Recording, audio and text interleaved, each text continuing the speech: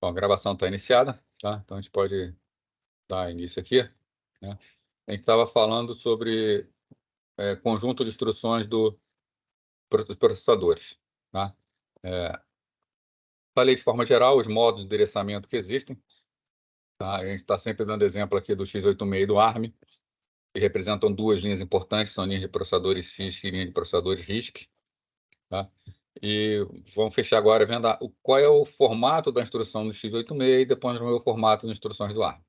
Tá? A gente não vai ver todo o conjunto de instruções do x86 nem do ARM, é bastante completo. Tá? Se vocês tiverem curiosidade, tem disponível na internet, é só entrar lá para ver qual é o código assembly de cada um deles. Tá? A gente faz parte da disciplina de estudar assembly, mas a gente vai estudar assembly de um processador RISC também, mas um processador que tem um código mais bem comportado, né? Que é o processador MIPS. Tá? Então, a gente está vendo aqui uma instrução que é interessante ver uns formatos mais complexos, tá? Mas a gente vai ver o código propriamente dito, a linguagem assembly, um simulador do MIPS, tá? Que não vai diferenciar muito, tá? Em termos de funcionamento do ARM e do x86, tá? A diferença é que o ARM e o x86 ainda vão ter mais instruções, mas para a gente poder compreender o que é assembly, como que usa, o MIPS é um bom exemplo, tá? Inclusive para a gente poder exercitar. Então, com relação ao formato de instrução do x86. X86 é uma linha bastante complexa, né?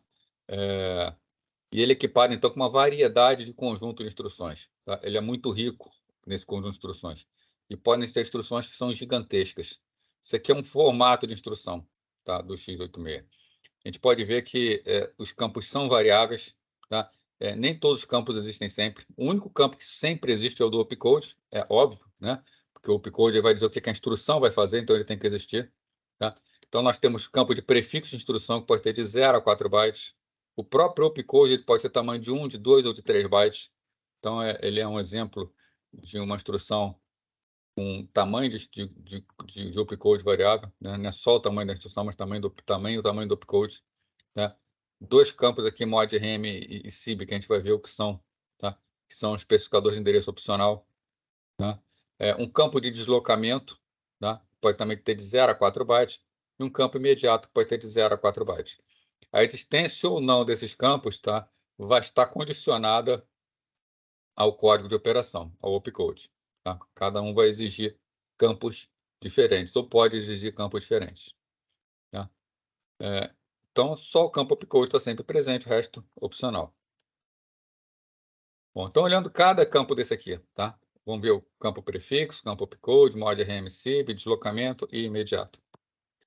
Então, campo prefixo. Tá? Esse campo prefixo, ele consiste no prefixo lock ou em um dos prefixos de repetição, tá? O que vem a ser isso? O prefixo lock, tá? Começar por ele, tá? Ele é usado para garantir o uso exclusivo da memória compartilhada em ambientes multiprocessados. Tá? É comum, num sistema operacional moderno, termos áreas de memória compartilhada. Então, uma mesma região sendo compartilhada por vários processos.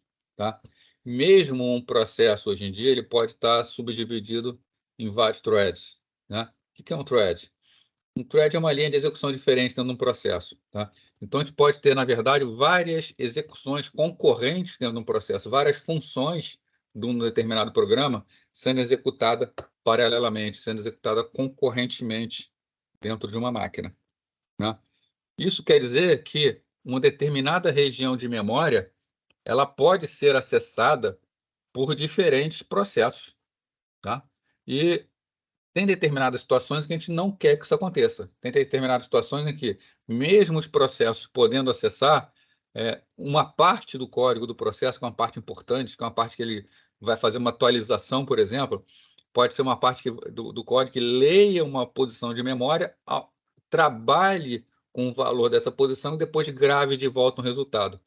Então, enquanto ele, nesse intervalo entre o processo fazer a leitura da informação e fazer a gravação de volta, nenhum outro processo pode estar lendo ou talvez atualizando essa região de memória. Então, esse prefixo lock ele é usado, tá, para garantir o acesso exclusivo àquela região de memória. Tá? Então, uma instrução que, enquanto ela estiver executando, ninguém mais pode acessar aquela região. Tá? Então, isso é necessário, ainda mais hoje em dia, em que máquinas têm vários núcleos, né? Um celular, hoje em dia, tem 8 núcleos, é comum. Tá? Então, computadores, a gente tem computadores com mais de 100 núcleos tá, dentro do processador. E também, tá? Pode ser um prefixo que a gente chama de prefixo de repetição, né? Que especifica operações repetidas em uma string, né? Não só string, né? Que tá string, mas vetores de forma geral. O x86 ele tem instruções que permitem manipular grandes porções de dados, então uma região inteira de memória. Então esse prefixo de repetição ele vai dizer, por exemplo, que uma determinada operação vai ser realizada numa região de memória em todas as células e aqui vai dizer quais são essas células. Tá? Então, são instruções, realmente, instruções. Isso aqui é uma instrução bastante complexa. Tá? Então, é uma instrução específica de máquinas CISC. Tá? Então, essa é a parte prefixo de instrução. Tá? Fora isso, nós tem um outro campo aqui, que é seleção do segmento. Determina qual registrador de segmento uma instrução deve utilizar. Vocês devem ter lembrado que, semana passada, a gente falou que uma das formas de endereçamento é por segmento base. Né? Então, como é que funcionava isso? Então, uma lembrada bem rápida aqui. Né? É uma forma de endereçamento onde a gente tem a porção de memória é referenciada por um segmento, 2 pontos, um deslocamento. Né? Então, aqui a gente tem a memória. Esse segmento ele indica a posição inicial de memória onde aquele segmento inicia. Então, esse aqui, o segmento está aqui dentro. Então, esse aqui é o endereço base do segmento. Ele é somado ao deslocamento dentro do segmento. Tá? E aí é encontrada a posição de memória efetivamente. Esse deslocamento aqui, então, representa o quê? O deslocamento em relação ao início do segmento. Tá? Então, as instruções, elas já têm o segmento padrão com que elas trabalham. Então, se eu quiser trabalhar com segmento padrão, eu não preciso dizer qual é o segmento. Agora, posso ter uma instrução que eu não quero trabalhar com segmento padrão, eu quero trabalhar com outro segmento. Aí, esse campo vai dizer qual é o segmento. O campo tamanho do operando, né? Que altera o tamanho padrão do operando de uma instrução. Então, a instrução, por exemplo, ela pode trabalhar por padrão com operando de 32 bits. Mas eu quero, para aquela função especificamente, ela só vai atuar sobre 16 bits. Então, isso aqui eu posso alterar o tamanho do que vai ser desse operando. Da mesma forma, o tamanho do endereço. Eu posso estar trabalhando aqui dentro da área de deslocamento, com deslocamento padrão de 32 bits. Mas eu posso usar endereços menores. Por exemplo, eu vou fazer um salto dentro de um loop. Tá? Ou uma instrução de repetição, ou uma decisão. Tá? Onde eu venho no código, eu vou fazer um salto à frente e um salto atrás. Eu não preciso de 32 bits. Então, posso mudar o tamanho aqui para a instrução ficar menor. Tá? Então, essa é a parte prefixo, que o objetivo dela é alterar o comportamento da instrução. Né? Depois vem o campo de opcode, que pode incluir bits que especificam o tamanho da informação, por exemplo, 8, 16 ou 32 bits. Né? Direção da operação dos dados e se um campo de dado imediato deve ser estendido por um sinal. Tá? Então, o campo opcode, na verdade, vai dizer qual instrução será executada. Vai ser realizada uma soma, vai ser realizada uma comparação, vai ser realizada uma multiplicação, vai ser realizado um salto, vai ser feita uma chamada de função, vai ser um retorno de função. Tá? Então, especificamente diz aquilo que será executado. O campo mod_rm ele vai variar dependendo do opcode. Tá? E ele especifica, né, se um operando está em um registrador ou na memória, basicamente. Tá? Então, aqui, por exemplo, eu quero buscar um operando e esse operando ele representa um determinado endereço. Onde é que está esse operando? A gente já viu que eles têm modos de endereçamento. Onde? Aqui está a instrução. Tá? A instrução referencia uma posição e essa posição vai dizer aonde efetivamente se encontra na memória. Quem é esse cara que diz isso? Esse cara é um registrador ou ele é uma memória? Então ele vai dizer isso. Ou pode ser até um endereçamento direto, tá? A instrução ela representa, ela já diz aonde está a informação que será buscada. Da mesma forma, essa informação que vai ser buscada está na memória ou está no registrador? Então, isso aqui, esse campo vai dizer isso. Tá? Esse campo regra opcode, ele especifica um número de registrador, né? E o campo RM pode ficar um registrador como sendo local ou fazendo parte do modo de endereçamento em combinação com o campo mod. Tá? Então, esse aqui é um campo que vai ser complexo, tá? Ele vai variar de acordo com o opcode e ele vai dizer como será o tipo de endereçamento. Se é segmento base, deslocamento em memória, se é memória base, deslocamento em segmento, se é acesso direto. Tá? Então, dependendo do opcode, ele vai dizer como será o endereçamento. Tá? Esse campo SIB aqui, tá? Vai depender também da codificação de mod RM, tá? E ele pode ser necessário para determinar um modo de endereçamento. Né? Escalar, define o fator de escala para indexação escalar.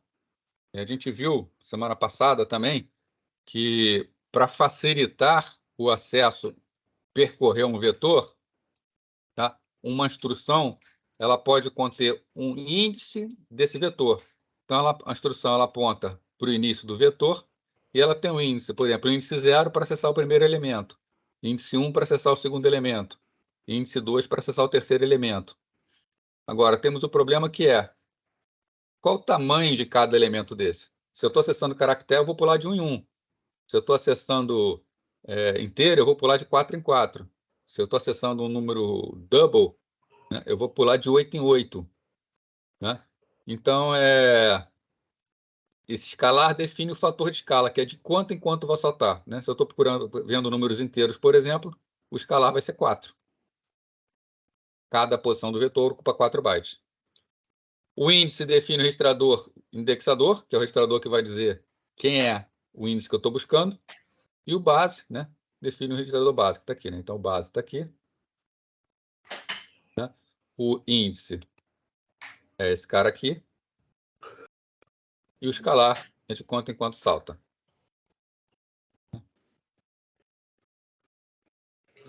Temos ainda deslocamento imediato. Né? Deslocamento indica um deslocamento de 8, 16 ou 32 bits, quando o especificador de modo de endereçamento é utilizado. Tá? Então, o que é o deslocamento? Né? Aí, novamente, repetindo aqui, né? O endereço é formado por registrador base, 2 pontos, um deslocamento. Isso aqui é o deslocamento. É quanto vai ser somado ao endereço base. Né? Por fim, né? O imediato é quando a gente tem um valor imediato. Né? Por exemplo, eu quero somar 5 ao registrador AX. Então, vou dar a instrução aqui, add AX 5. Então, aqui dentro de imediato vai o número 5, para dizer que é o valor que eu estou somando. Tá? Eu não preciso ir na memória buscar isso. Não preciso fazer um acesso extra à memória quando eu estou somando uma constante. Né?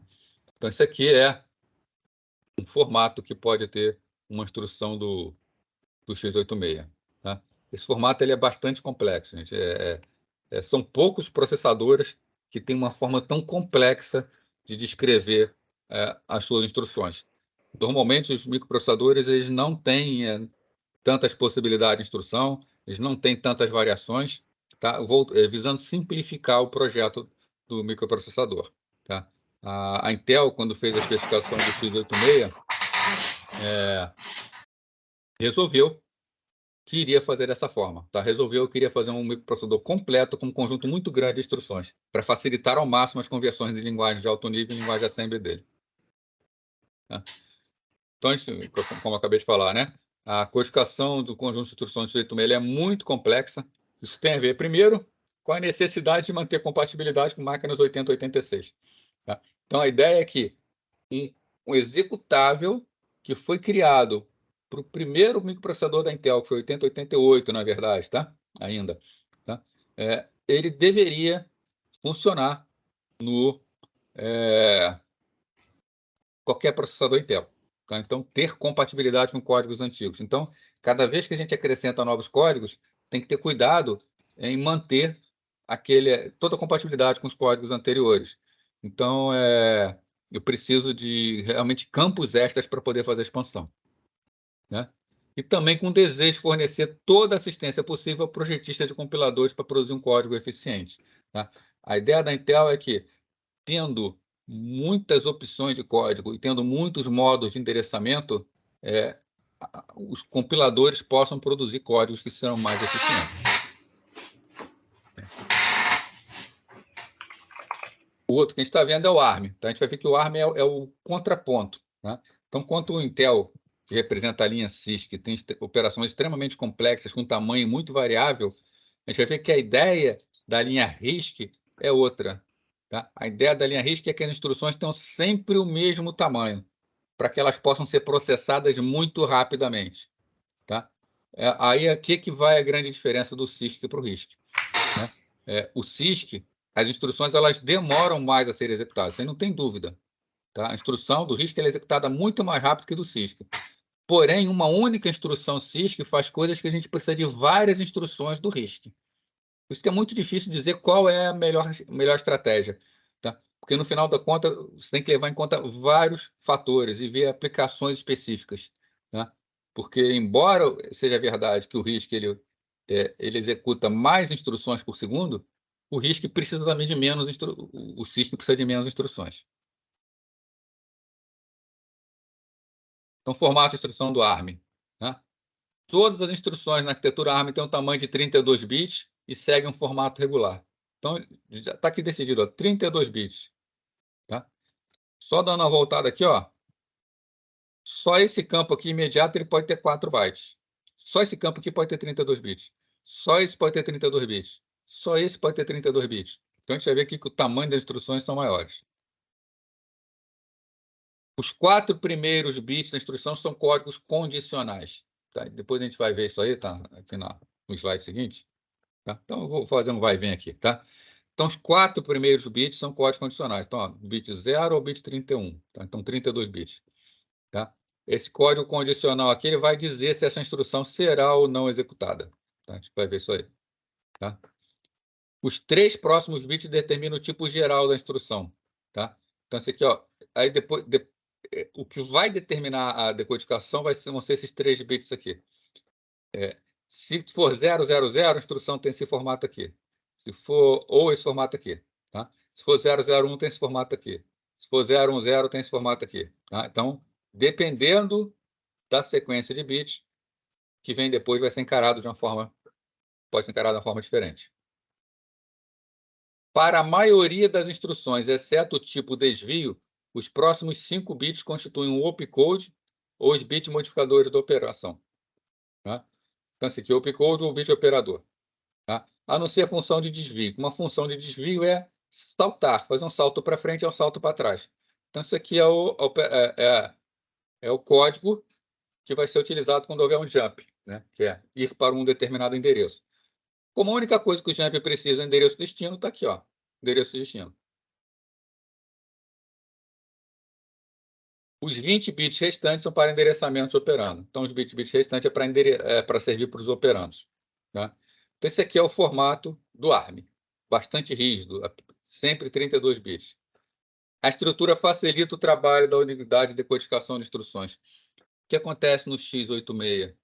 O x86 que ele é muito complexo, internamente existe um programa rodando dentro do microprocessador Intel ou AMD ou qualquer um da linha x86, tá? Que é um microprograma. Esse microprograma é um programa que está executando diretamente no hardware e quando a instrução chega, ele começa a analisar, interpretar essa instrução. Então, realmente acontece dentro do processador uma interpretação da função. O ARM não. O ARM são 32 bits, então a instrução cai no registrador de 32 bits, né? RI em português ou IR em inglês, né? No instruction register. E aqui tem um decodificador. Esse decodificador ele é feito por hardware. Então, ele começa a decodificar bit a bit da instrução e envia sinais de controle para todo o sistema, para que o sistema possa trabalhar a instrução. Tá? Por isso que ele é tão rígido, porque essa decodificação aqui é feita diretamente pelo hardware. Isso é que dá a grande velocidade dos processadores RISC. Então, aqui já fui fazendo vai e vem passando, né? São são os vários formatos de instrução. Tá? A instrução do ARM. A arquitetura ARM define 4 flags de condição que são armazenados no registrador de estado do programa. Os flags são negativo, zero, carry e overflow. Tá? A gente viu já as operações que podem ser feitas sobre números. Né? E nós vimos o seguinte, pode acontecer um carry. O que é um carry? O carry é quando eu somo 2 números e um valor vai, tá? Para frente. Então, sempre que essa operação de soma der um valor de carry, esse bit carry é ativado. Sempre que houver um overflow, o bit V é ativado. Sempre que o resultado da operação for 0, o bit Z é ativado. E N é para dizer se é negativo ou se é positivo. Né? Se estiver ativado, é um número negativo. Se estiver desativado, é um número positivo. Tá? Esses 4 flags de condições são esses flags que estão aqui na frente, ó, de condição, 4 bits. Tá? Então, a instrução ela pode receber esse flag aqui. Ela pode, por exemplo, dizer aqui, ó, ela pode ativar o flag 0. Se na instrução tiver ativado o flag 0, significa que essa instrução só será executada se o flag 0 estiver ativado. Ou seja, ela só será executada se o resultado da operação anterior for 0. Né? Então, existem 2 aspectos comuns do uso do código de condição no ARM. Né? Todas as instruções incluem código de condição. Então, praticamente todas as instruções podem ser executadas condicionalmente. Eu posso dizer para a instrução se ela será ou não executada dependendo do que tem no flag. Ah, tá, Vitor, já tranquilo. Depois eles podem assistir a parte gravada, né? Sem problema. Notar depois para não dar falta.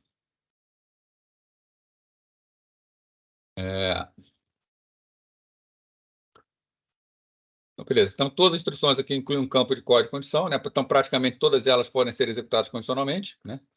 Todas as instruções de processamento de dados, aritmética e lógica incluem um bit S, que indica se a instrução atualiza ou não o flag de condição. Então, esse bit S aqui, né, é o seguinte, se ele estiver ativado e for uma operação que afetaria um bit, ela vai mudar o bit de condição. Se não estiver ativado, ele não muda o bit de condição. Tá? Então, a gente pode utilizar esse bit S, tá? E os flags de condição para auxiliar no controle de fluxo de um programa.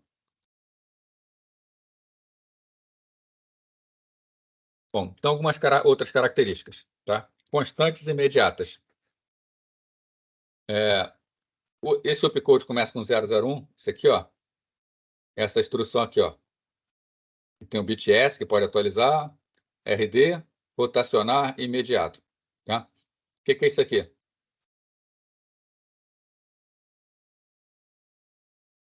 Eu vou colocar, tá, um valor dentro de um registrador, tá, um valor imediato. Tá? Então, para atingir um número de intervalos maiores, tá, a gente pode ter um valor rotacional aqui. Né? O que é esse valor rotacional? Um valor de 8 bits, tá? Então ele é estendido para 32 e rotacionado para a direita por um número de bits igual a 2 vezes o valor da rotação de 4 bits. Isso aqui se o rotacionar não estiver ativado, eu posso oferecer um número imediato de 8 bits. Então, eu posso passar imediatamente para o registrador, né? A instrução ela já pode carregar valores de 0 a 255. Se eu precisar de passar imediatamente valores maiores, eu posso? Eu posso, mas não qualquer um desses valores. Tá? O rotacionar eu coloco aqui uma sequência de bits, e quando eu boto rotacional, eu estou falando em girar esses bits. Tá? Então, eu posso pegar, por exemplo, uma sequência de bits 1, 0, 0, 1, 1, 0, 1. Sequência qualquer aqui. Uma sequência de 8 bits que eu posso botar aqui dentro. Se eu quiser um número maior que inicie com a sequência, eu posso, por exemplo, fazer uma rotação de 4 bits. Então, posso fazer com que esse número receba mais 4 bits 0 no final, e eu vou representar números maiores. Tá? Só que eu não posso, né, eu não posso colocar valores aqui diferentes de zero. Tá? Ele vai ser rotacionado. Então, significa que eu posso colocar alguns valores maiores, mas eu não posso colocar qualquer valor.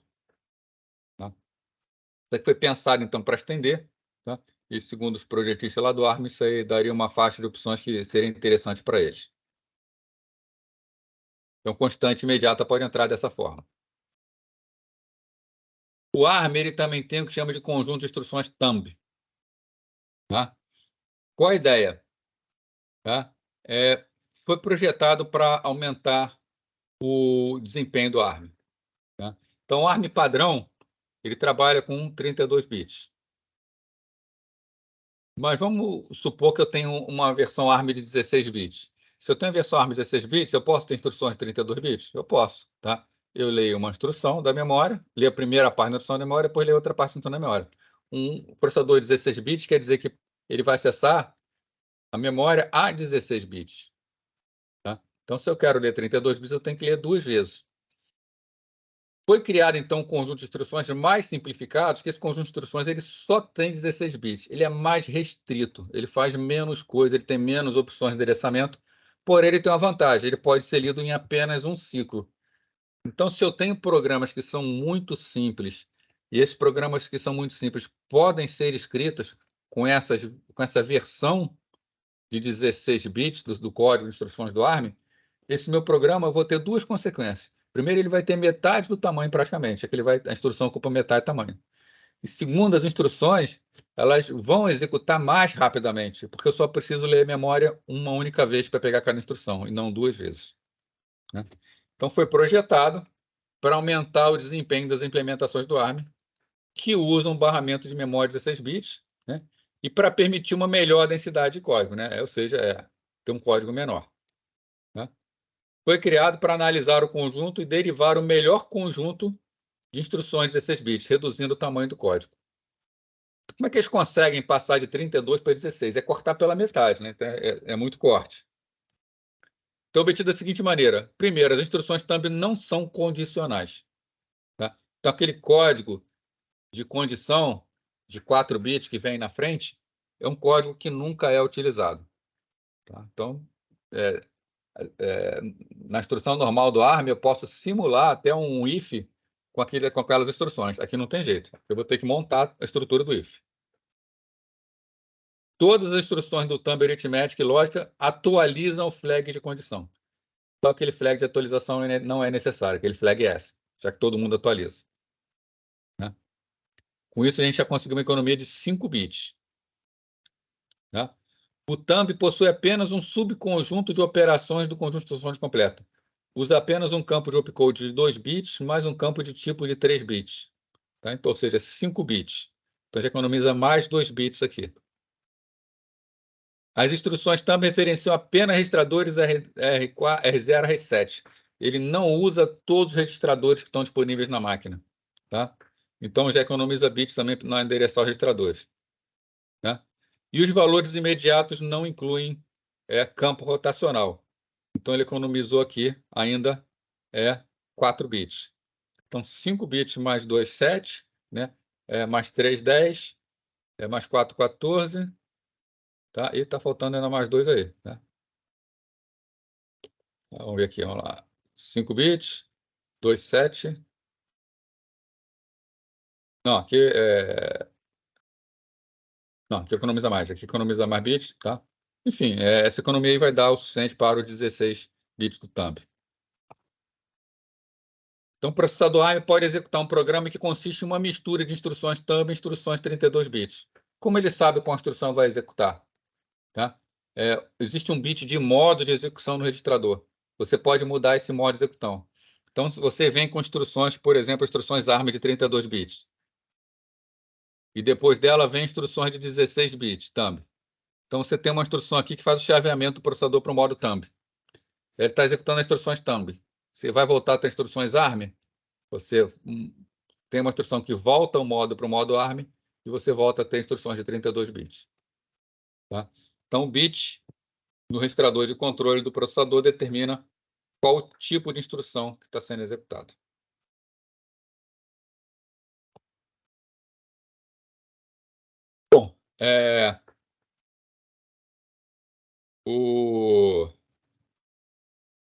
Instruções thumb funcionaram bem, tá? E aí a ARM desenvolveu o que foi chamado conjunto de instruções thumb 2, tá? A introdução desse conjunto thumb, tá? Foi necessário, né, que o usuário combinasse o conjunto de instruções ao compilar um código, tá? Desempenho crítico para o ARM, tá? Então, se a gente está com desempenho crítico e tem a possibilidade de usar o thumb, beleza, né? Agora, para superar os problemas de forma geral, tá? A ARM desenvolveu um conjunto de instruções chamado de thumb 2. Ele é o único conjunto disponível nos produtos microcontroladores Cortex-M. Tá? A gente viu aqui que o Cortex-M é a linha do ARM que é desenvolvido para pequenos sistemas com microcontroladores, tá? Normalmente sistemas de microcontroladores. Bom, então, ele foi desenvolvido para o domínio de microcontroladores, né, com necessidade de gerenciamento rápido, tá? Tem instruções que são determinísticas, tá? E são pequenas quantidades de portos e o consumo de energia o mais baixo possível. Isso aqui, né, vocês fizeram os trabalhos aí, vocês viram, tem gente que fez o Arduino, tem gente que fez com Raspberry Pi, tem gente que usou outros exemplos, tá? O Cortex-M está nessa linha de concorrer com esses tipos de equipamentos, tá? Então, são equipamentos onde você tem todo o funcionamento de microcontroladores, mas você tem também acesso a portas onde você recebe estímulos externos e geram saídas para atuadores, para fazer com que o sistema responda rapidamente a estímulos externos, né? Então, a ideia é de responder rapidamente a estímulos externos. Se você tem instruções menores, você responde mais rapidamente. Então, você consegue dar a resposta num tempo menor. Então, para esses microprocessadores Cortex-M, onde o tempo de resposta é um fator crítico, ele só tem o conjunto de instruções thumb 2. Tá? Então, o conjunto de instruções thumb ele é intercambiável entre instruções thumb e instruções ARM, entre 16 e 32 bits. Mas o thumb 2 foi feito para processadores que não têm instruções 32 bits. Então, é uma instrução um pouco mais completa, né, e voltada para esse dispositivo, que normalmente são dispositivos de internet das coisas, redes de sensores, atuadores sem fios. Tá? Então, não é um processador de uso geral. Então, ele só tem instruções específicas para o que ele precisa fazer. Então, o Thumb 2 é a principal melhoria na arquitetura com relação ao Thumb. Tá? Ele introduz instruções de 32 bits que podem ser intermixadas livremente com as instruções de 16 bits antigas. Tá? Não é necessário fazer mudança no modo de chaveamento, o próprio processador a gente vai entender. Tá? Introduz uma nova instrução if-then, tá? Que fornece uma boa funcionalidade para instruções que são condicionais, para aquele campo condicional da instrução ARM, tá? E possibilita uma densidade total de código comparável ao Thumb, tá? E com o desempenho do ARM, né? Então, é um conjunto de instruções atual que traz um desempenho maior, né? Antes, por exemplo, se o desenvolvedor queria programas menores, fazia com Thumb, se ele queria um desempenho melhor, fazia com ARM. Tá? Então, isso aqui foram apenas para dar ideia de como processadores com tecnologias diferentes lidam com seus opcodes. Tá? A gente viu o x86 com instruções bastante complexas e já a linha ARM, pelo contrário, né? A linha ARM com instruções simples de 32 bits e ainda criando os conjuntos Thumb, que são mais simples ainda, naquela ideia de que simplicidade é melhor. Ok? Perguntas aí, gente? Bom, então vamos lá. Nosso próximo assunto é linguagem de máquina. Tá? Isso é derivado diretamente do que a gente acabou de ver aqui, né? Tudo isso que a gente viu aqui de formato de instrução x86, formato de instruções ARM, formato de instrução Thumb, na verdade, é tudo sequência de bits. A memória RAM do processador, os registradores a memória RAM de uma máquina, os registradores de um microprocessador, eles guardam bits 0 e 1. E o que o processador recebe é esse bit 0 e 1. O que ele recebe, então, é a linguagem de máquina. Linguagem de máquina, tudo codificado em zeros e uns. Então, codificar instruções como números binários é natural e eficiente para os computadores. Eles são muito bons em fazer isso, né? Agora, o humano tem muita dificuldade em entender e manipular números binários. Você imagina interpretar um programa executável todo como sendo números binários. Não dá. Então, qual é a solução? A ideia é que os humanos escrevam e leiam símbolos, enquanto os computadores executam os números binários equivalentes, né? Então, a gente vai ver o processo pelo qual um programa legível ao ser humano é traduzido para um formato que o computador pode utilizar. Bom, então, a primeira ideia foi a da linguagem assembly, tá? A linguagem assembly é uma linguagem que muitos chamam até de linguagem de máquina, mas, na verdade, ela não é uma linguagem de máquina, tá? Ela é uma linguagem para o ser humano, mas que ele é muito próxima à linguagem de máquina. Ela pode ser mapeada diretamente. A gente pode falar que tem um mapeamento 1 para 1 da linguagem assembly para a linguagem de máquina, tá? Então, a linguagem assembly, tá? Vamos prestar atenção aqui. Eu vou até falar aqui, ó. Assembly é a linguagem. Assembler é o montador, tá? Então, a linguagem assembly é uma linguagem que é toda ela em mnemônico, é toda em código. Então, a gente usa código no lugar do bit.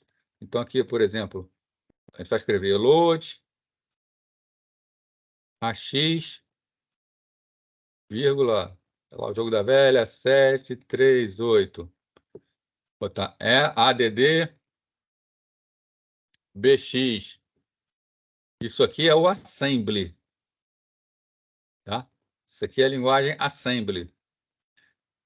Isso aqui uma máquina não entende, porque isso aqui é texto. Uma máquina vai entender 0, 0, 1, 1, 0, 1, 0, 0, um monte de bit aqui. Isso aqui é a linguagem de máquina. Essa é a linguagem de máquina. É claro que cada código assembly representa uma sequência de bits na linguagem de máquina, né? E aí tem um cara aqui no meio, que é um programa, chamado assembler. Assembler.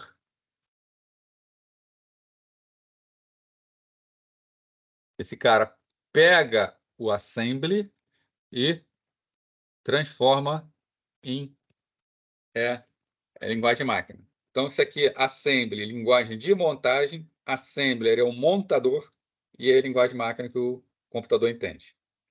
Então, ela é uma representação simbólica da codificação binária, né, da linguagem de máquina, do computador. Então, isso representa simbólico de usar símbolos no lugar de bits. É muito mais fácil a gente, quando tem que somar um número, né, que vai somar, né, botei a BB, é muito mais fácil, se a gente quiser somar, a gente chegar e colocar ADD, tá, do que, de repente, botar lá 10010. Decorar que isso aqui é a soma.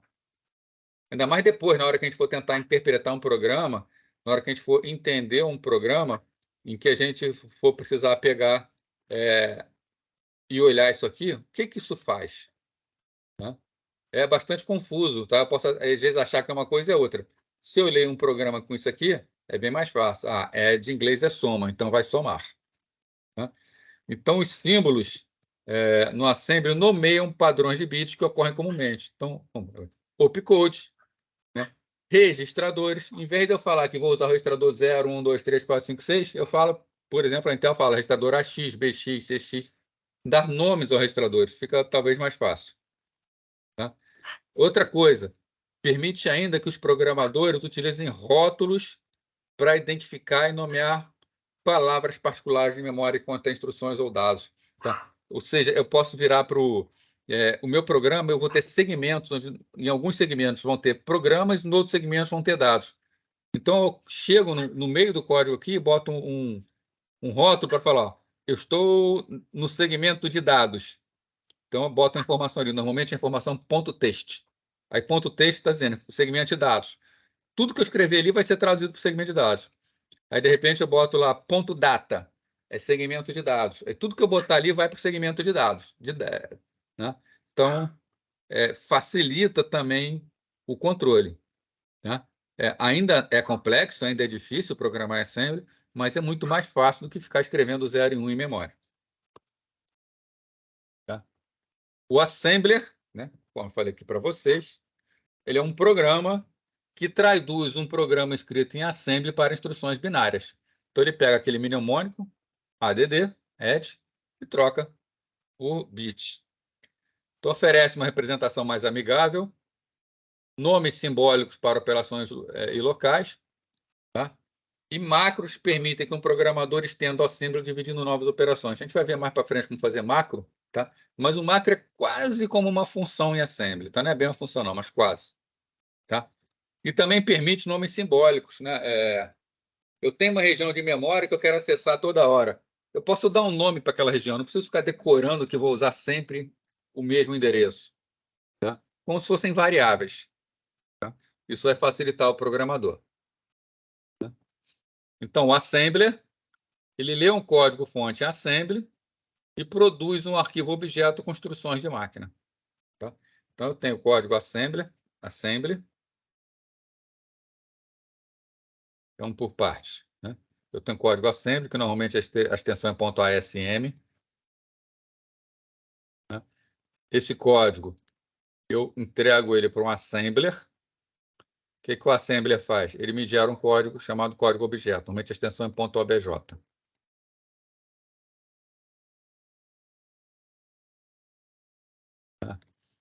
Esse código objeto, ele é em linguagem de máquina, ele é quase um código completo, tá? Ele só não é completo ainda porque cada parte do assembly ele pode, na verdade, estar fazendo parte de um sistema maior.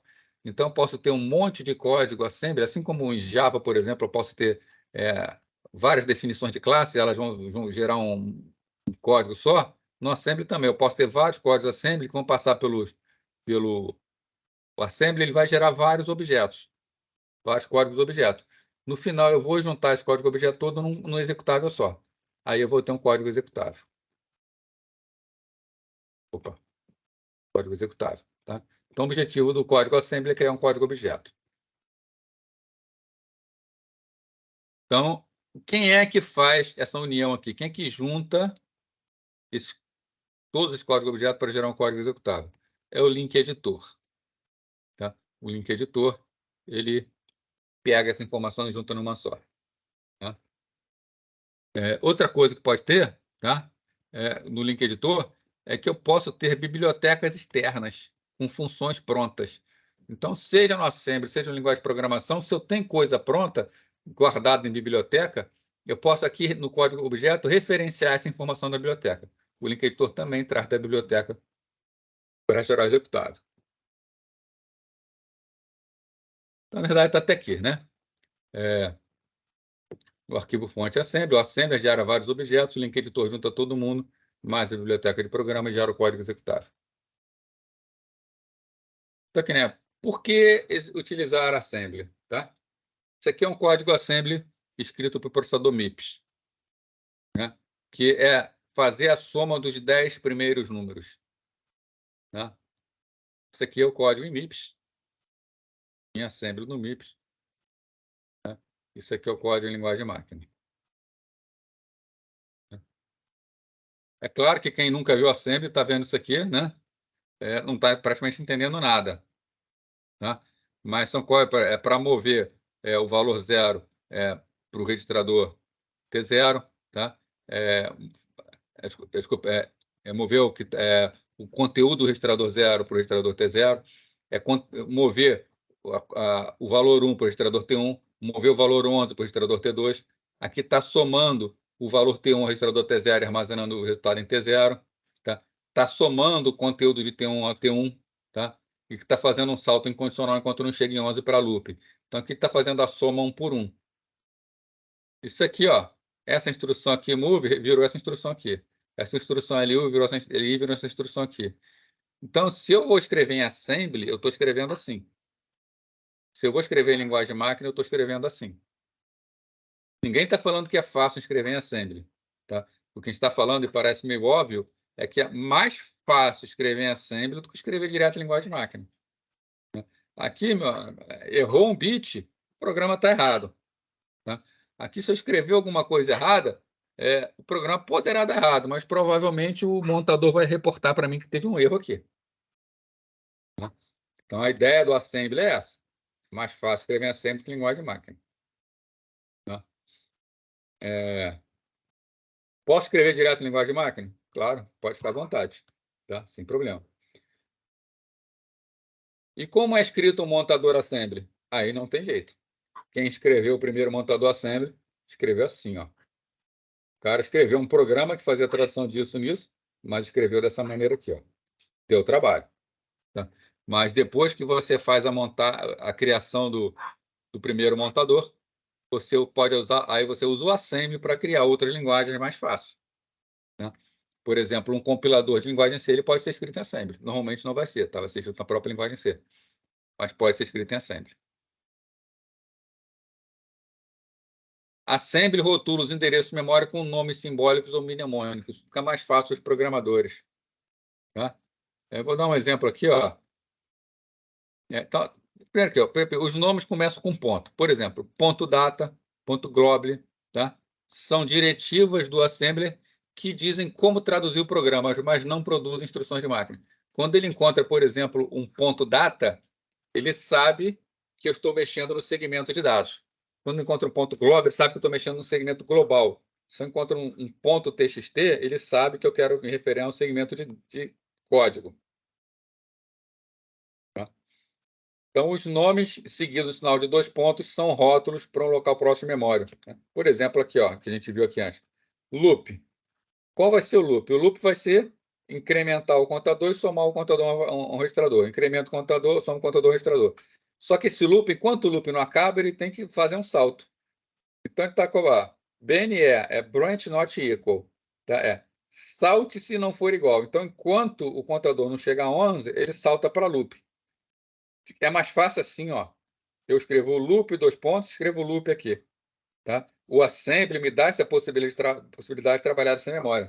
Tá? Se não fosse dessa maneira, como é que eu teria que trabalhar? Eu teria que contar aqui, ó. Eu virei aqui, ó.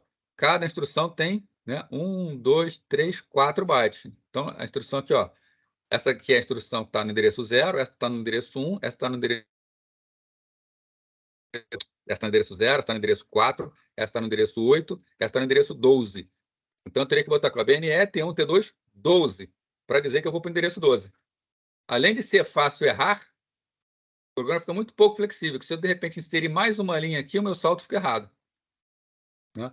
Então, a possibilidade de utilizar esses identificadores facilita muito a vida do programador.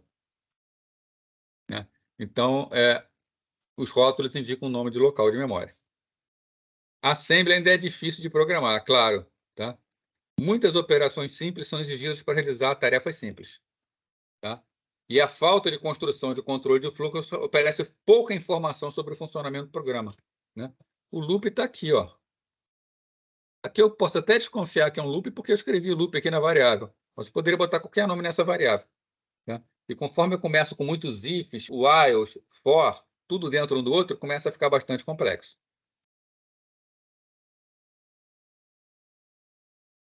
Então, aqui é o programa completo, tá? Para calcular a soma dos 10 primeiros números. Tá? Então, aqui em linguagem C primeiro, né? Boto soma igual a 0, né? Tenho um número inteiro, definindo aqui o número inteiro. Tem um for aqui, igual a 1, enquanto i menor do que 11 mais, soma igual a soma mais 1. Depois imprime essa string aqui, soma dos 10 primeiros números e imprime a soma. Depois retorna 0. Tá? Isso aqui é em linguagem C, acho que a maioria de vocês, acho que todos, né, tem que conhecer. Né? Isso aqui é o mesmo programa escrito em assembly. Né? Ponto data para dizer que eu vou começar com dados. Se eu quero mostrar uma string, essa string tem que estar armazenada dentro do programa. Então, defini uma região de memória que eu estou chamando de MSG, e estou botando aqui o constante. Ponto ASCII Z. Ponto ASCII Z é uma instrução que ela está dizendo que a string que eu colocar aqui, né, a string que eu colocar aqui será vai ser colocado na região de memória, nessa região de memória.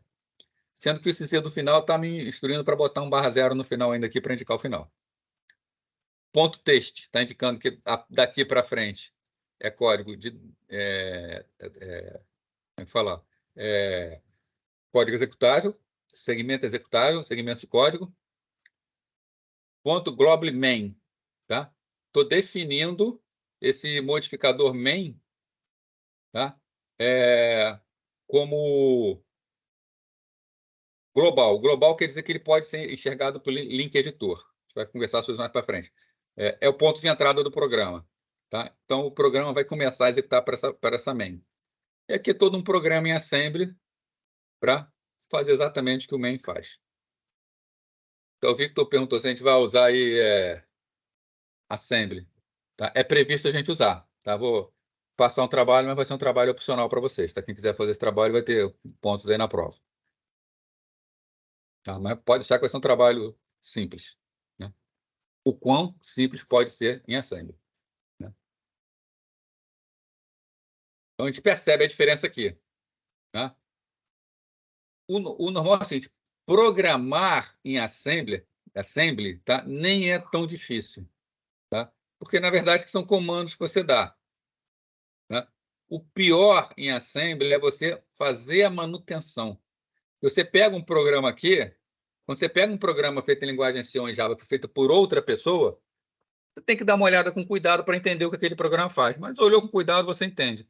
Agora, quando você pega um programa desse aqui, feito por outra pessoa, é muito difícil entender qual é a lógica que a pessoa quis impor, quis botar no programa. Tá? Mesmo um programa feito por você em assembly, se passar muito tempo, você não lembra o que você fez mais. Tá? Então, assembly, o pior é a manutenção, né? Nem a criação. Embora a criação também não seja tão amigável. Tá? Em geral, a assembly desempenha duas funções. Ela pode ser uma linguagem de saída de compiladores. Tá? Muitos compiladores eles não geram direto o código executável, o código objeto. Tá? Muitos compiladores eles geram um arquivo assembly. Tá? Que isso dá uma maior flexibilidade para o compilador. Tá? Então, o compilador ele pega um arquivo-fonte, por exemplo, compilador de linguagem C. Você pode usar esse compilador, e esse compilador ou ele gera direto um arquivo objeto, ou alguns compiladores ele geram um arquivo assembly. E aí você, por intermédio de um assembly, você gera um arquivo objeto. Tá? Isso aqui costuma ser feito assim, porque existem técnicas de otimização que a gente pode jogar aqui dentro do assembly. Tá? Então, imagina uma organização, vou dar o exemplo do GCC, tá? GNU Compiler Collection, que é um grande produtor de compiladores. Tá? Eles têm o GCC, o compilador, o montador deles, o assembly, tá? Que pega código em linguagem máquina, pega um arquivo assembly, ele gera um arquivo objeto com uma série de otimizações que ele faz. Se o GCC for ficar criando otimizações para todos os compiladores que eles constroem, o GCC ele compila dezenas de linguagens. Tá? Ele vai ter que ficar refazendo, vai ter que ficar retrabalhando o que ele já tem no otimizador do assembler dele. Né? Então, o que o GCC faz? Ele pega um arquivo fonte, o compilador gera um arquivo em assembly, e aí o assembler dele mesmo gera o código objeto, com as otimizações que já estão implementadas aqui.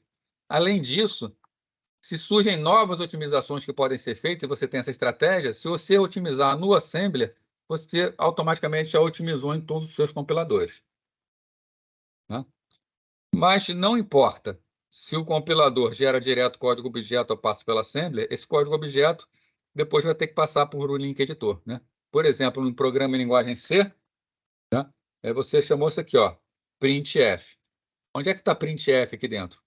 Printf não está definido aqui. Então, printf não existe. Printf está aqui, ó, está na biblioteca. Então, existem bibliotecas de programa. Então, esse arquivo objeto, ele faz referência a um tal de printf, que ele não sabe o que é. Quando ele chegar no link editor, o link editor vai receber, ele vai ter a missão, ó, precisa encontrar o tal do printf.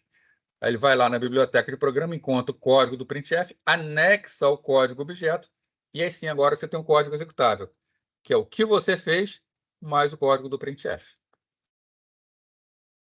Tá? Também foi usado como linguagem para escrita de programas. Né? Costumava ser a linguagem dominante, tá? Por causa de tamanho, de código geral e tudo mais. Atualmente, devido a memórias maiores e compiladores melhores, tá? A maioria, mas a verdade é que quase ninguém mais usa assembly. Né? Quase todo mundo usa linguagem alto nível. Porém, o assembly ainda é importante. Né? Para quê? Escrita de programas em que a velocidade ou o tamanho são fundamentais. Vou dar um exemplo para vocês. Quem faz um código de um sistema operacional ou de qualquer coisa que vá funcionar controlando algum hardware. Eu vou dar um exemplo do sistema operacional. O sistema operacional tem vários processos de execução na máquina. Os processos alternam rapidamente entre o processador. Tá? O código, cada vez que um processo executa, um processo é colocado em execução, é disparado um timer. Tá? Esse timer vai dizer quanto tempo esse processo tem direito a executar. Nos computadores, sistemas operacionais comuns, vamos falar assim, tá? Esse tempo é de 100 milissegundos. Então, o microprocessador está sendo interrompido a cada 100 milissegundos para trocar o processo em memória. Então, alguém tem que chegar e vai ser, a cada 100 milissegundos, esse processo vai ser acordado, ele vai ser colocado em execução, ele vai olhar o estado do processador, ele vai salvar o estado do processador, depois ele vai ver quais processos estão esperando para ser o próximo a entrar em execução. Tá?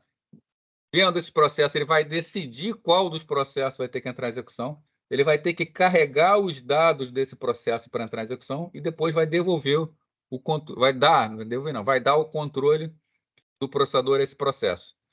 Então, a cada 100 milissegundos, cada núcleo do processador coloca esse cara em execução.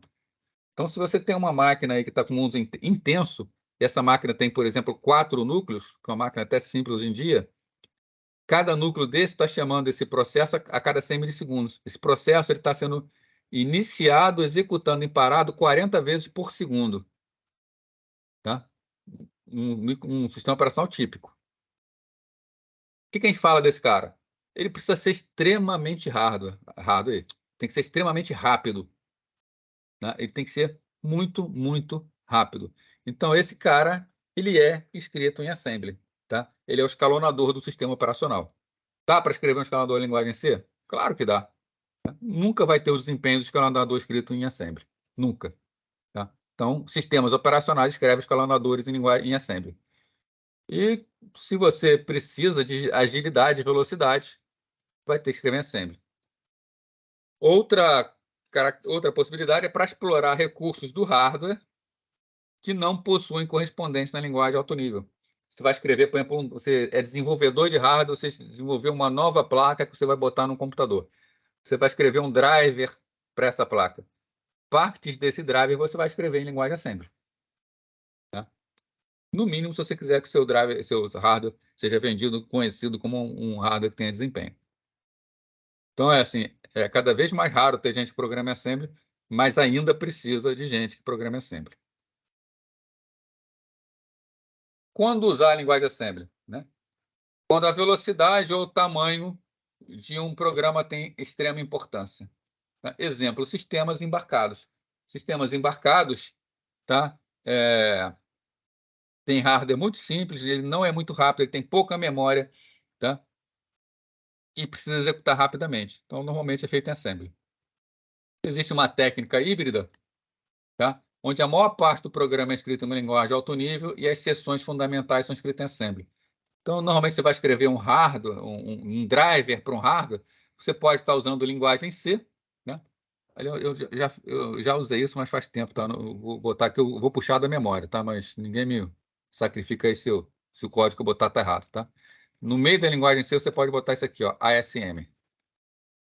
Eu acho que é isso aqui, tá? Abre chaves, fecha chaves. E aqui dentro você vai botar o código assembly que você quer executar. O compilador da linguagem C vai entregar esse código aqui diretamente para o assembly. Tá? Ponto e vírgula, né? Algumas considerações aqui. Fez besteira aqui, fez besteira no programa inteiro. Tá? É muito rápido o código que ser colocado aqui. Tá? E você vai usar determinado registrador aqui, antes de usar, salva o valor do registrador, depois usa, depois recupera. Porque você pode estar mexendo no registrador que está sendo usado lá fora. Tá? Mas é uma possibilidade, tá? Você pode fazer código assembly direto na linguagem C. Tá? Outra coisa é que a linguagem C é padrão. Né? Então, se você faz uma linguagem C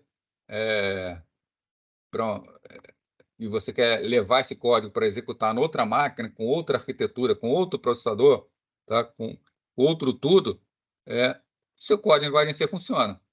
O que você inseriu na parte assembly, você vai ter que adaptar, porque é outra arquitetura. Então, tem que ter atenção. Outra razão, tá? Vantagem na capacidade do programador em explorar instruções especializadas. Tá? Você, às vezes, quer uma determinada instrução especializada. Então, você quer que você usar aquela instrução, você faz direto na assembly. Tá? Computadores especializados que não possuem um compilador. A única alternativa é programar em assembly. Tá? Então, você cria alguma máquina nova, essa máquina não tem compilador, vai ter que escrever em assembly, não tem jeito. Atualmente, a vantagem de um programador sobre um compilador tornou-se difícil de manter. Tá? Técnicas de computação melhoraram, pipelines se tornaram mais complexas. Isso quer dizer o seguinte, tá? Mesmo que a gente queira um código mais eficiente, a gente tem que ir na prática para coisas grandes.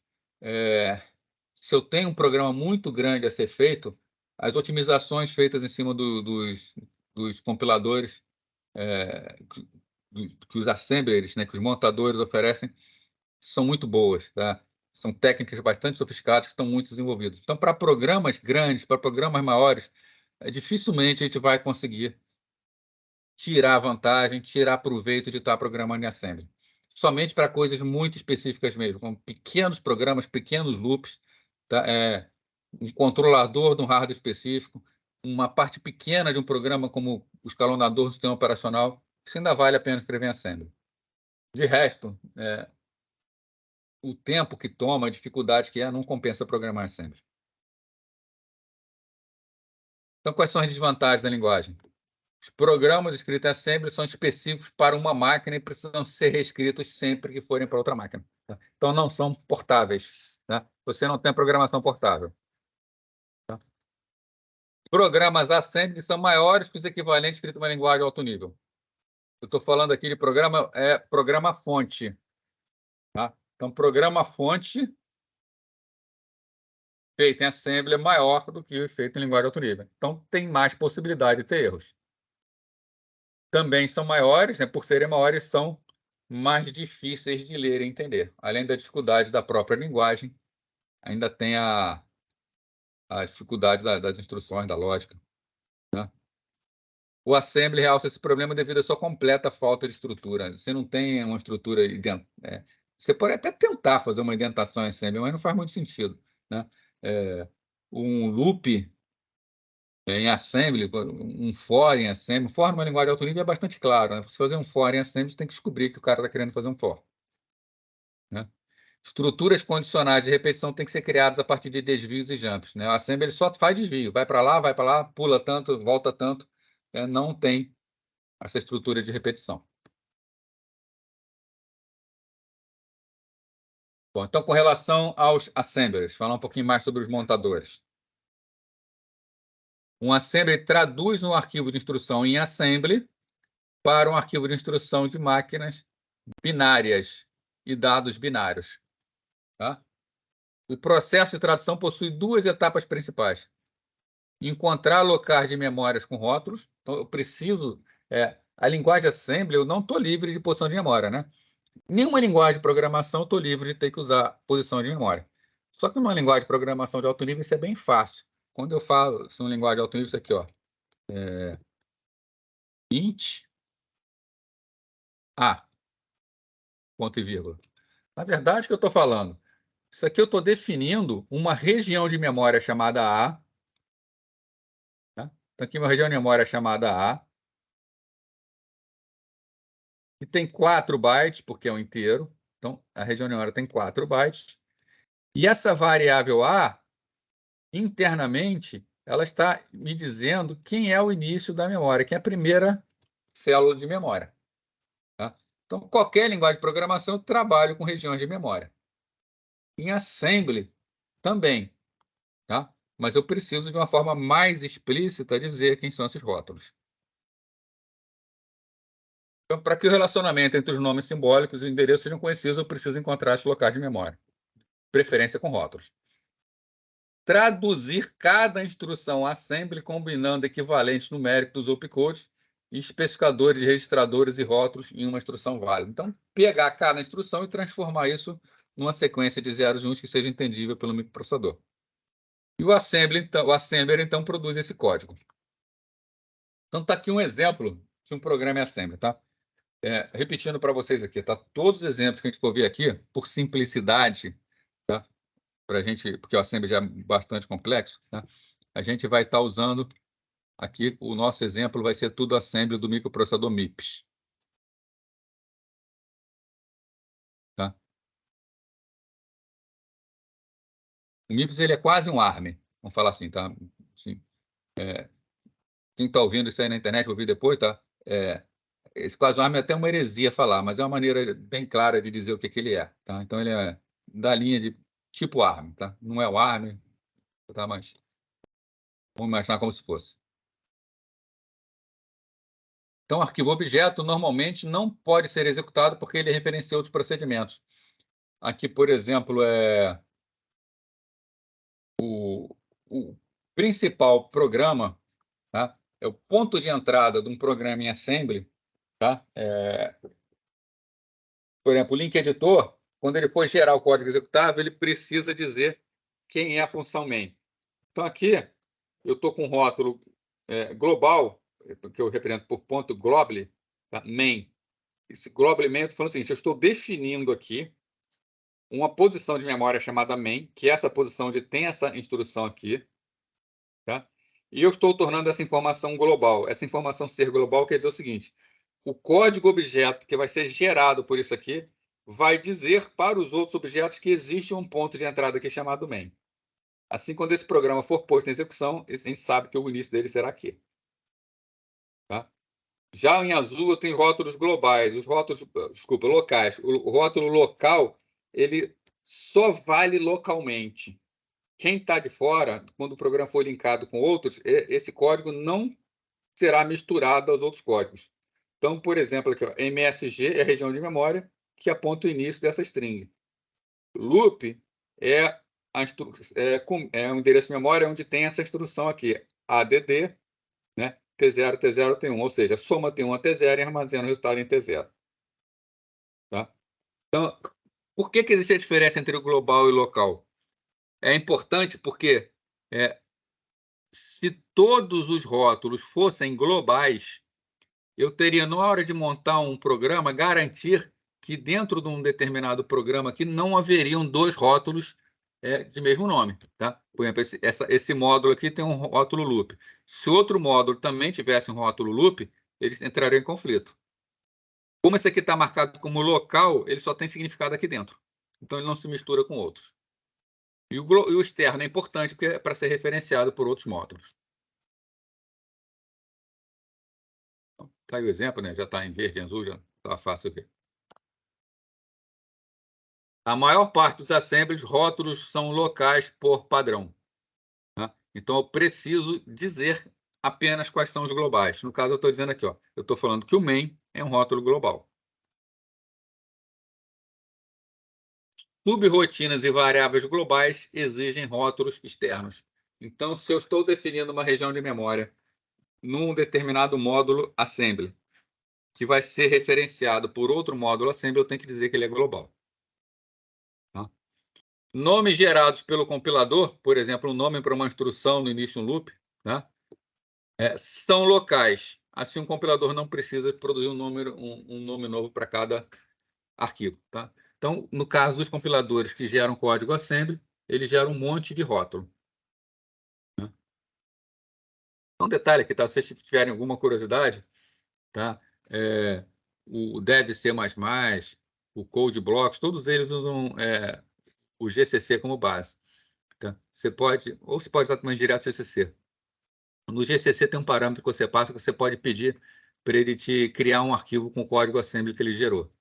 Então, aí você pode dar uma olhada nesse código assembly que foi gerado. Né? Então, se vocês tiverem alguma curiosidade de ver como é gerado algum código. Bom, o assembler depende do link editor para combinar os arquivos. Tá? Assim, o assembler conhece apenas os rótulos locais, tá? E o link editor vai conhecer os rótulos globais para fazer a ligação. Então, primeira etapa aqui, tá? Da tradução. Como é a tradução?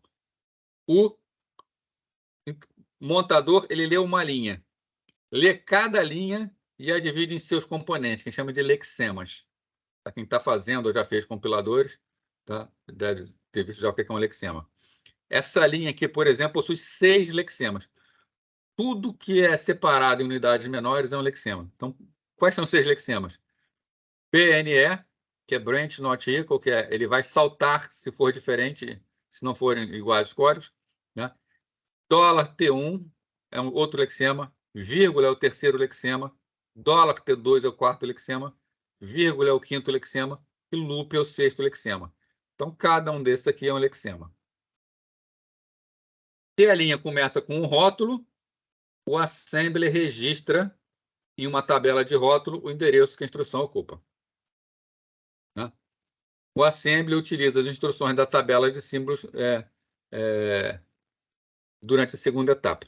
Tá? Então, essa tabela que ele cria é chamada tabela de símbolos. Vamos lá.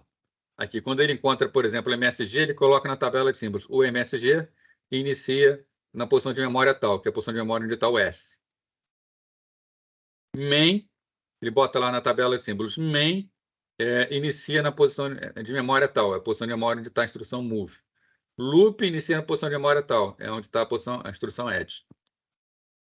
Tá? Então, ele vai utilizar isso numa segunda etapa mais adiante. A segunda etapa, por exemplo, ele primeiro registrou o loop, para depois, quando acessar loop, poder dar o salto para a posição que o loop representa. Então, na segunda etapa, o assembler novamente examina cada linha do arquivo. Se a linha contém uma instrução, ele combina as representações binárias do opcode e operandos para transformar isso numa instrução válida, em zeros e uns. As instruções que referenciam símbolo externo não podem ser completamente montadas, porque o endereço ainda não está na tabela de símbolos. Tá? Então, por exemplo, se eu referencio uma posição de memória de outra região, de outro arquivo, ou uma função externa, eu não sei onde está isso. Então, ele fica registrado numa tabela. Um programa em assembly não especifica o tipo do valor mantido em uma variável. Tá? Aqui, quando eu defino, deixa eu voltar aqui, isso aqui, ó, uma variável MSG, que está sendo uma string aqui, esse ponto ASCII aqui é só para dizer como isso aqui tem que ser armazenado na memória. Nada dessa informação, que é uma string, é armazenada em MSG. A única coisa que a MSG tem é o endereço do S. Tá? Se eu quero encarar isso aqui como um número inteiro, ou como um número de ponto flutuante, ou como uma string, ou como um caractere simples, é a lógica do meu programa que vai dizer isso. O montador não guarda essa informação. Tá? Então, não especifica o tipo do valor mantido em variável. Então, o programador é que precisa saber isso. Programas precisam implementar todo o fluxo de controle com instruções do tipo goto. Tá? Goto é uma instrução que você está numa linha e fala goto tal. Você vai lá para outra linha. Um salto brusco. Os assemblers, né, os montadores, consideram que cada arquivo começa no mesmo endereço. Por exemplo, endereço 0. Então, para o assembly, todo mundo começa no endereço 0. Aquela história da segmentação. Né? Dentro do segmento, todos eles começam no endereço 0.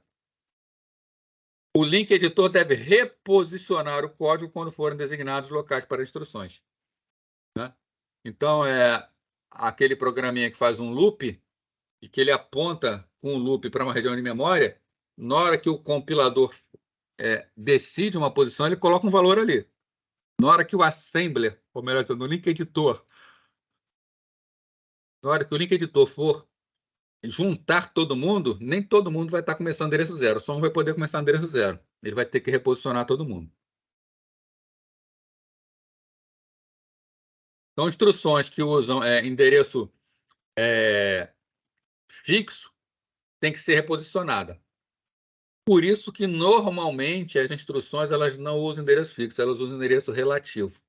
Tá? Quando você tem uma instrução de salto, normalmente você não fala salte para a posição 7F8, porque senão você teria que reposicionar tudo, né? Normalmente você fala assim, salte 8 bytes à frente, ou então salte 16 bytes atrás. Aí isso é relativo à posição atual, então o código não precisa ser mudado. Então, normalmente, a linguagem assembly trabalha com saltos relativos. Tá? Assemblies oferecem diversos recursos convenientes que ajudam a tornar os programas mais curtos e fáceis de escrever. Por exemplo, diretiva de layout de dados, né? Permite que o programador escreva o dado de maneira mais concisa, né? Se eu fosse fazer em linguagem máquina, eu teria que colocar a sequência binária dessa string. Tá? Aqui não. Eu passo para o assembler essa string, entre aspas, tá? E eu digo para o montador com essa diretiva aqui, ponto ASCII, que essa string tem que ser convertida em binário. Ele converte para mim e faz. Tá? Eu não preciso ter a preocupação de ficar botando binário.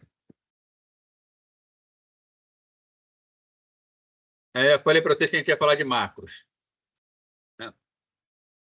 Uma macro oferece um mecanismo simples para nomear uma sequência de instruções. Tá? Se eu tenho uma determinada sequência de instruções que eu vou utilizar muito no meu programa, eu posso criar o que eu chamo de macro, que é para poder reaproveitar. Então, a gente pode lembrar como se fosse uma função, tá? Mas é diferente de função. Tá? Porque uma função você desvia a sua execução para determinado ponto. A macro não. A macro é você fazer repetição do código lá dentro. Onde tem a macro, o código é simplesmente colocado. Tá? Então, o programador chama a macro e o assembler substitui a chamada da macro pela sequência de instruções. Por exemplo, aqui, ó, eu quero definir uma macro que eu chamo de printInt, eu passo para ela um argumento. Tá? Então, estou definindo aqui, ó, ponto macro, e estou dando nome para ela, printInt. O que essa macro vai fazer? Ela vai chamar as instruções LA, intstr, $A0, move, $arg a1, já o printf, ponto end macro. Tá? Então, a minha macro, ela está definida aqui. Sempre no programa que for encontrado essa palavra aqui, printInt, ela vai substituir por esses códigos aqui. Então, no meu programa está aqui, ó, printInt $7. O que ela vai fazer? Ela vai pegar todo esse código aqui e vai colocar aqui. A única modificação que é feita é que eu passei para argumento o valor $7. Então, no código aqui onde está $arg, vai ser trocado, nesse código aqui, por $7.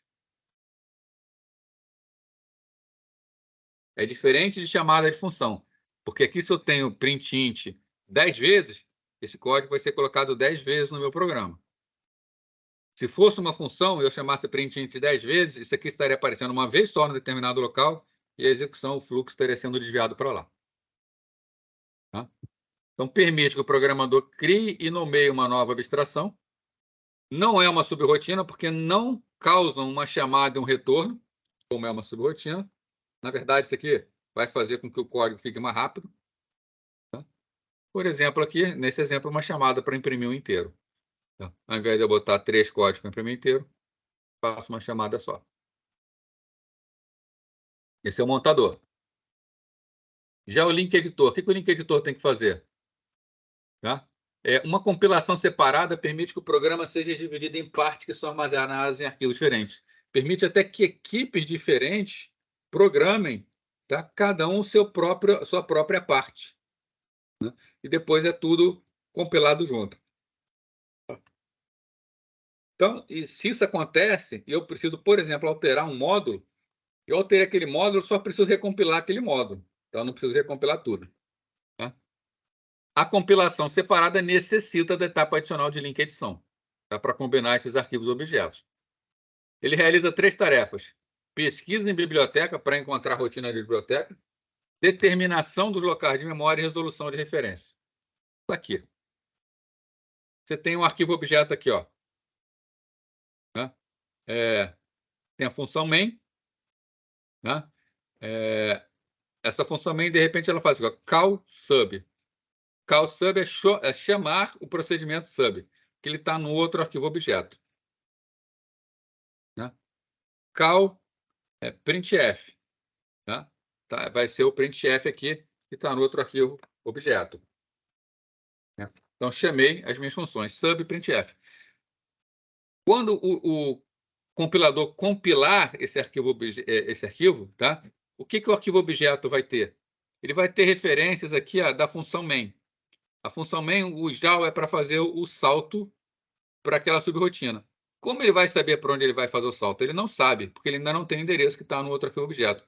Como ele sabe para onde fazer o JAL do printf? Não sabe. Né? Então, esse sub aqui é um exemplo de uma rotina que está em outro arquivo objeto. Já o printf é uma rotina que está na função de biblioteca. O que o link editor faz? Ele recebe os objetos, esse objeto, vai trabalhar os dois, ele vai ver, esse cara está fazendo a chamada sub, que é desse objeto. Faz a ligação. Ele também está chamando o printf como uma rotina de biblioteca. Ele vai lá na biblioteca e coloca. O arquivo executável não, ele já tem o JAL para o local correto. Ó. JAL sub, já sabe onde está. Já o printf, ele já sabe onde está. Né? Então, o link editor vai ser importante para poder juntar todo mundo aqui. Então, se todas as referências externas forem resolvidas, o link editor determina os locais de memória que cada módulo vai ocupar. E aí está resolvido. Né? Quando ele coloca um módulo na memória, todas as referências absolutas precisam ser relocadas para referir o seu local verdadeiro. Referência absoluta é quando eu referencio uma posição fixa de memória, sempre a mesma posição. Tá? Então, o link editor vai ter que olhar para essas posições para ver se estão corretas. Ele produz, então, o que a gente chama de arquivo executável. Esse arquivo executável é um arquivo binário que você pode entregar linha a linha para o microprocessador, que o microprocessador vai saber o que vai fazer. Tá legal?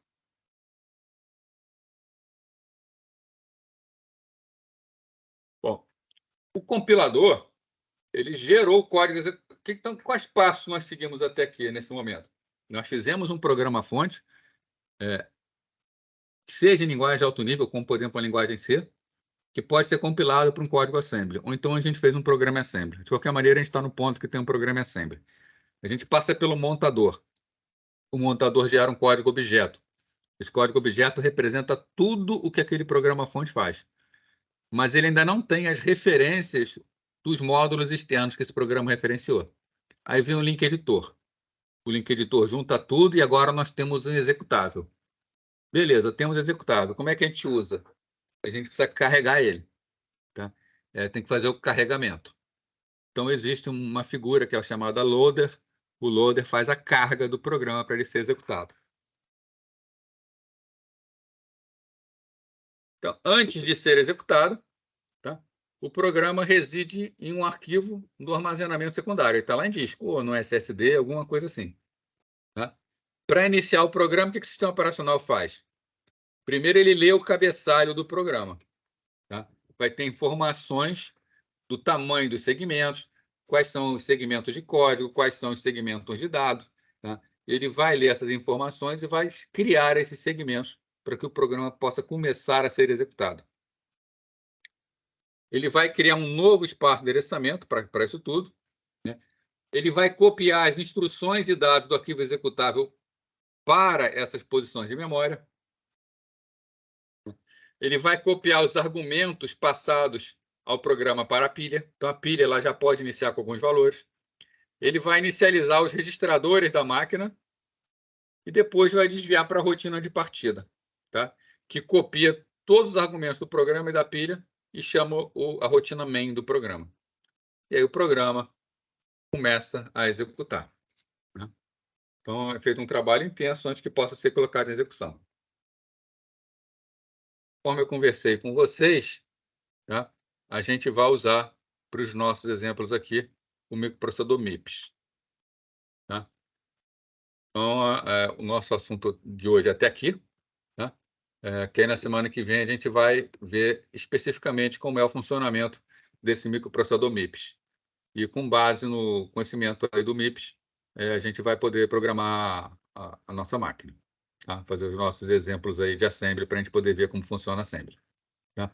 Lembrando que o assembly aqui vai ser para ter conhecimento, tá? Ninguém vai ser um doutor em assembly, tá? Mas precisa pelo menos saber qual é a cara dele, como ele funciona.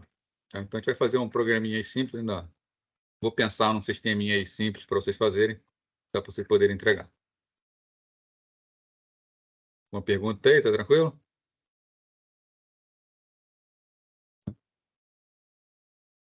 Nenhuma dúvida? Então, vou pegar aqui, puxar uma lista aqui de presença.